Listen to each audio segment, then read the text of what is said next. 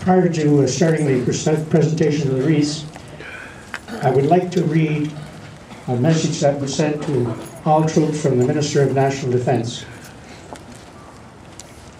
Remembrance Day message. This year, Canada mourned the passing of John Jack Babcock, our last known veteran of the First World War.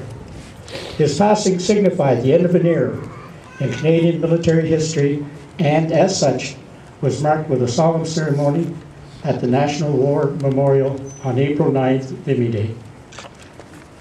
Mr. Babcock's passing illustrates the reason why we need to pause on Remembrance Day to recognize the sacrifices and achievements of our veterans and honor those who have made the ultimate sacrifice in serving their country.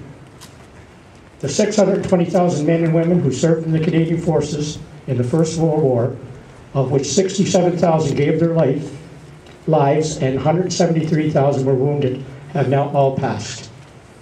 Their voice is silent.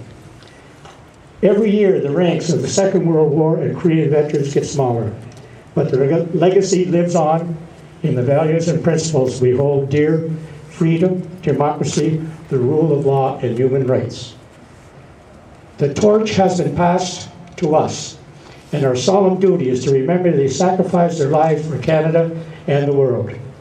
It is the generations of warriors past who won us our nationhood, won us our eminent standing on the world stage, and forged a nation of honorable, dedicated, and caring people who rise to the defense of the oppressed. Those brave Canadians of years past earn respect both at home and abroad for their dedication and commitment to peace and security.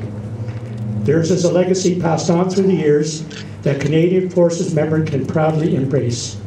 I am humbled and proud to be associated with Canada's brave men and women in uniform who continue to make sacrifices in the name of freedom, lest we forget the Honourable Peter G. MacKay.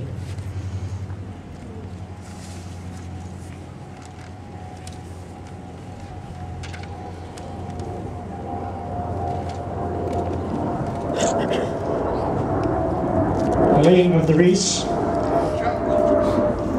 representing Silver Cross and